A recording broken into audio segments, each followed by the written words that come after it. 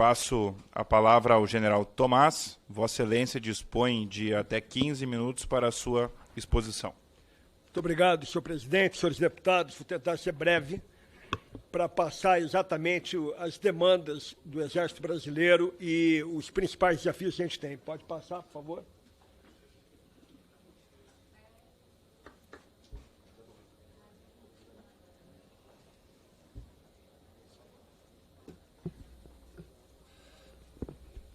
Ok? Então vamos falar sobre manutenção da soberania, combate aos crimes transfronteiriços e ambientais e a mão amiga ao nosso povo, fazendo um balanço do que foi feito nesse ano de 2023 e início de 2024. Podemos mudar?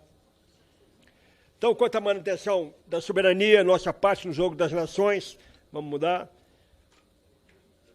Neutralidade exige força. Isso está sendo explicitado no mundo agora em diversos conflitos que estão ocorrendo, né? Então, vou falar basicamente de 3 capacidades que são problema: defesa antiaérea, a nossa capacidade de dissuasão e o nosso poder de choque. Quanto à defesa antiaérea, nós estamos relativamente protegidos em relação à baixa altura, até 3.000 metros de altura, mas a média altura nós não temos nada. Então, nós precisamos de uma solução para a média altura. E isso está em vias de se tratar, estamos buscando parceria internacional. Para se ter uma ideia, uma bateria antiaérea de média altura impediu a destruição de Kiev no conflito da Ucrânia. Todo mundo esperava que fosse muito rápido, coisa e tal, já passam uns 2 anos, e não ocorreu porque uma bateria antiaérea eficiente impediu a destruição pelas aeronaves russas, muito superiores em termos de tinham supremacia aérea, não conseguiram destruir a cidade por conta da atuação dessa bateria antiaérea. Podemos mudar.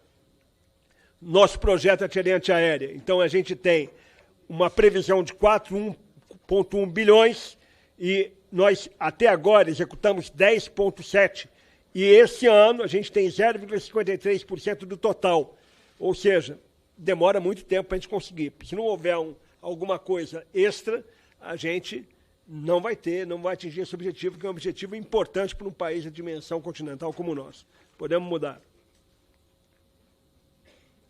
Questão de capacidade de dissuasão. Então, nós temos o nosso principal armamento estratégico hoje é o sistema Astros, sistema de mísseis e foguetes, que ele tem como origem a Avibras, que é uma empresa que os senhores sabem, possivelmente no debate vai surgir pergunta, está em recuperação judicial. Mas esse projeto está relativamente adiantado. Do total de 2,4 bilhões, já foi consumido 1,47, ou seja, 60% já está executado, 9% do total. E esse projeto, o principal dele, além do sistema de mísseis e foguetes, é o míssil tático de cruzeiro. O míssil tático de cruzeiro coloca o Brasil num patamar diferenciado entre as nações. São poucas nações, 7 ou 8, que produzem míssil tático de cruzeiro. Foi o armamento que foi utilizado agora no conflito Irã e Israel.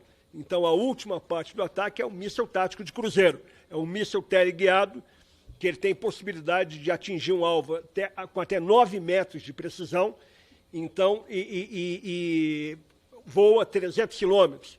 Então, é um embrião de um míssil tático de cruzeiro, depois ele vai se transformar num míssil supersônico. Depois, o último estágio do que tem de armamento convencional mais importante é o míssil hipersônico. Podemos mudar. E poder de choque é o nosso projeto de forças blindadas. Então, nós temos forças blindadas que estão sediadas de Ponta Grossa para o sul. As principais brigadas são 2 brigadas em Santa Maria e em Ponta Grossa. Já são antigas, tem um projeto de recuperação ou de substituição desses blindados. O mundo inteiro está procurando blindado, né? Eu tive agora uma viagem de intercâmbio com a França e com a Polônia. A Polônia está caminhando a passos largos para se tornar a força armada principal da Europa. Estão comprando tudo que tem no mundo, então não tem produto em prateleira. E as empresas, esse mercado está muito aquecido. O nosso blindado ainda, ele é um blindado que tem um sistema logístico sustentável, muito bom, mas ele está ficando defasado, bastante defasado, uns 20 anos defasado em relação a outros países. Então, a gente tem que modernizar. Então, nós já gastamos 12,25 desse projeto, de um total de 30,5 bilhões, e temos 1,53 do total nesse ano. Vamos mudar. Combate aos crimes transfronteiriços e ambientais. Eu peço uma atenção dos senhores, porque isso daí é um tema que é atual. Faixa de fronteira, quase 17 mil quilômetros de faixa de fronteira. Então, nós temos uma faixa de fronteira que corresponderia a uma viagem do Brasil até Singapura. Então, é uma faixa de fronteira muito extensa, né? Com 5 biomas nela, diferentes. Tá? E todo tipo de atividade ilícita, ou seja, requer uma solução customizada para cada tipo de terreno que a gente tem. E a gente tem 77 organizações militares que estão sediadas na faixa de fronteira. Lembrando que atuar na faixa de fronteira não é missão prioritária da Força. A faixa de fronteira, a segurança da faixa de fronteira é Polícia Federal, Polícia Rodoviária, Receita Federal para descaminho, contrabando. Então, a faixa de fronteira, mas uma solução para qualquer tipo de solução é emprego e tecnologia. E emprego e tecnologia é baseado em sensor, tropa e sistema. E a gente tem algum exemplo que nós estamos atuando forte na faixa de fronteira, tanto na fronteira amazônica como na fronteira oeste.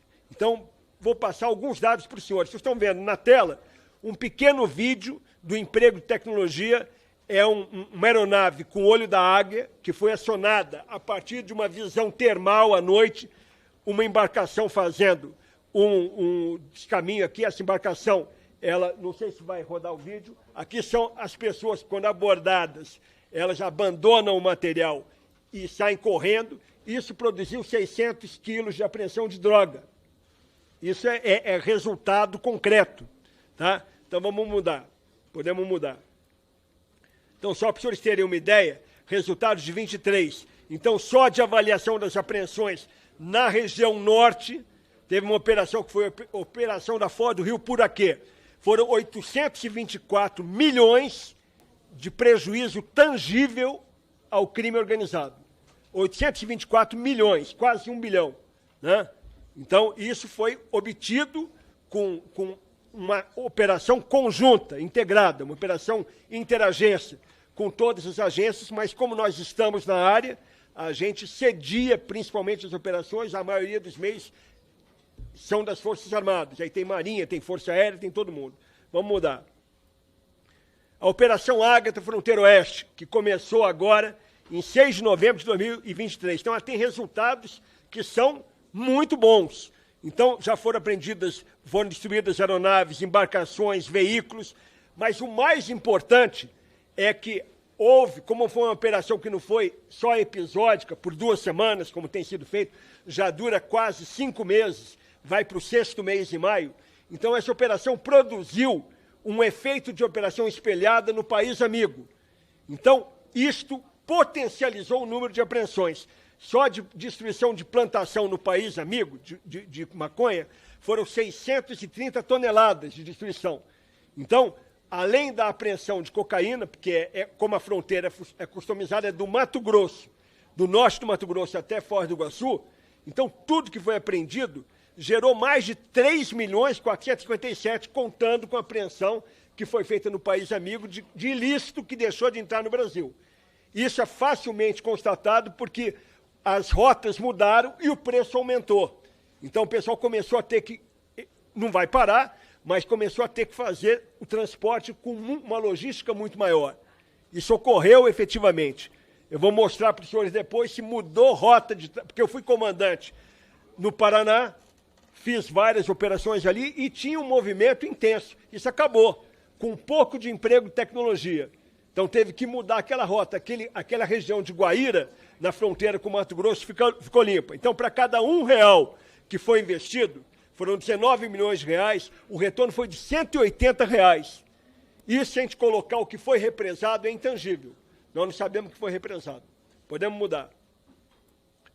Então, o resultado intangível. Aumentou a percepção de segurança, foi efetivamente constatado em pesquisa. Fortalecimento da integração das instituições, aprovação da sociedade, mudança de rota utilizada pelo tráfico ilícito. Embaixo estamos vendo o que era em 2019. Em 2019 era esse movimento todo dia. mais de 100 embarcações passando do país amigo para o Brasil o tempo todo, e aí isso acabou. Agora não tem mais. Desembarcando carga, era cigarro, era entorpecente, era descaminho, isso não tem mais. Então, efetivamente, acabou. É um resultado comemorado por todas as agências, pelo Exército Brasileiro, pela Polícia Federal, pela Receita Federal, tá? Pelas polícias de fronteira, todo mundo junto. Tá? Então, para termos uma ideia, em 2023, nós vamos receber 1,86% do total do CISFRON. Nós já gastamos 21,28% do programa, que é 11,9 bi. Agora, esse programa é o seguinte, quanto mais empenho, quanto mais recurso vier, mais retorno nós vamos ter para a sociedade.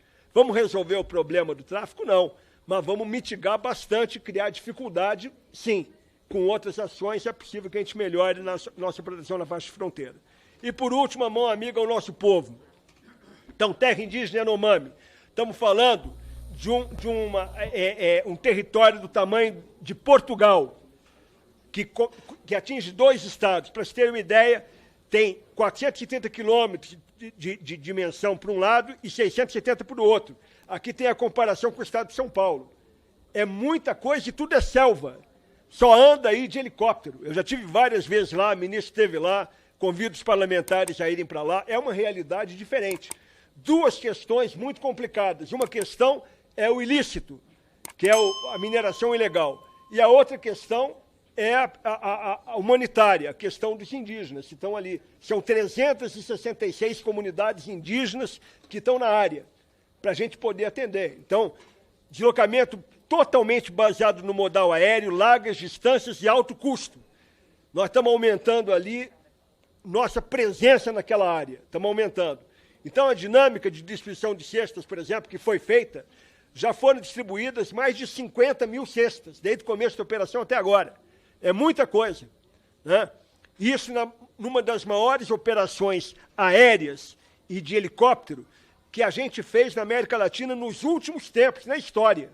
Só de lançamento de carga foram lançadas inúmeras surtidas de carga, porque só chega lá em Surucucu lançando carga, porque o avião, para pousar naquela pista, é o Caravan, que é um avião pequeno. Só carrega 600 quilos. Isso eu convido os senhores para irem para lá, para ver em loco como é que é a dificuldade. Para levar o material para a comunidade indígena, não podemos ir com uma aeronave grande, porque senão vai destruir a comunidade, vai destelhar a habitação do indígena. Então, só pode ir com helicóptero pequeno. Isso restringe o número de viagens que a gente pode fazer. Aqui está uma habitação do indígena e aqui está também a precariedade. Só chega com helicóptero menor. Não posso chegar com helicóptero grande aqui. Inclusive, perdemos um helicóptero nessa operação aqui. Né? Tá? Então, isso daqui é o interior da comunidade. Essa é a realidade que a gente tem. Podemos mudar. Foi a maior operação logística militar de lançamento de carga já realizada na América Latina. Né? Podemos mudar? Aqui, 88 balsas de garimpo destruídas, 3.029 atendimentos realizados, 250 evacuações aeromédicas, 51.870 cestas básicas e 820 toneladas de suprimento lançadas. Isso nas asas da Força Aérea e com as aeronaves do Exército, da Marinha e da Força Aérea. Podemos mudar.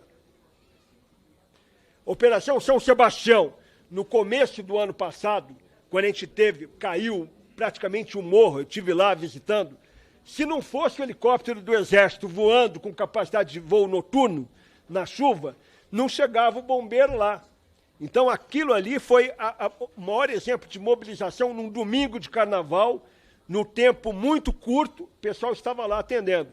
Vale do Taquari, nosso presidente da Credem sabe. Então, a mesma coisa aconteceu, mobilização de aeronave, mobilização, e o número de aeronaves é restrito. Eu tenho aqui cerca de 94 aeronaves, eu tenho 12 aeronaves que estão terminando a vida útil dela e preciso adquirir. Então, já estamos com um processo de aquisição de 12 aeronaves HM2, que é o Black Hawk. Por que o Black Hawk?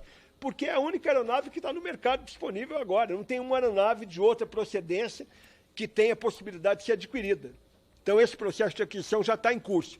E no projeto Aviação do Exército, a gente tem 2,67% que está sendo empregado esse ano. Ou seja, se a gente botar mais dinheiro, a gente vai atender mais. né? A capacidade de apoio à defesa civil, ela segue sendo importante para o Brasil inteiro, podemos mudar. Tá? Aqui eu queria colocar uma pronta resposta que salva vidas. Esse material de apoio à defesa civil, aguardando a autoridade patrocinadora para atender esses estados, senhores parlamentares que forem dos estados, que quiserem aportar com emenda para que a gente possa aumentar a nossa capacidade de defesa civil, isso é dual, serve para a tropa, para a nossa engenharia e vai servir para o Estado. E vai ficar ali e vai atender a comunidade, como tem ocorrido com frequência, seja para enchente, seja para seca, o que for possível. Tá? Outras ações, Operação Carro-Pipa, já é emergencial há mais de 25 anos. Há 27 anos, tem gente coordenando a distribuição de água no semiárido nordestino e não para. E não pode parar, porque enquanto tiver gente precisando de água, nós temos que oferecer ali, ajudar. Outra. Obras de cooperação também não param. Então, só alguns exemplos de coisas que estão acontecendo no momento e que estão ajudando os estados, as unidades da federação, de maneira concreta, com parcerias entre o Estado da Federação, o governo federal e o Exército Brasileiro. Preservação do meio ambiente, aqui em cima nós temos fotos de locais como eram e como estão. Então, em 45 e 87, mostrando que a gente preserva e muito. Aqui em 2024 é uma foto do Siminique. Siminique é onde vai ser construída a Escola de Sargentos Nova. Então, para a gente verificar. O Leme, para verificar. Jericinó, o SIGS, onde a gente preserva e muito. Então, podemos mudar. E, por último, terminando, combate à dengue. Então, que é uma realidade atual do Brasil. Então, a gente tem atuado muito, não só o Exército, como as demais forças. Então, a população assistida de 10 milhões e 800 pessoas, 138.381 vistorias realizadas, ajudando a Secretaria de Saúde, Ministério da Saúde e várias evacuações médicas em curso. Né? Outra possibilidade da gente ajudar é usina fotovoltaica. Então, é exemplo de pelotão especial de fronteira, Auariço, Tunuí e Tiriós, que são na fronteira do Brasil, na Amazônia, já estão com usina fotovoltaica e com energia 24 horas. Nós temos 9 projetos já atendidos por emendas parlamentares e 20 projetos prontos para início, necessitando de autoridade patrocinadora nesses estados, que nós temos parlamentares aqui desses estados, que, se tiverem interesse, podem ajudar. E, finalizando, a porcentagem do PIB no gasto de defesa mostra que o Brasil está com 1,1 e está perdendo, inclusive, para outros países da própria América Latina. Então, acredito que seja isso. Tá, senhor presidente? Estou encerrando aqui. Muito obrigado.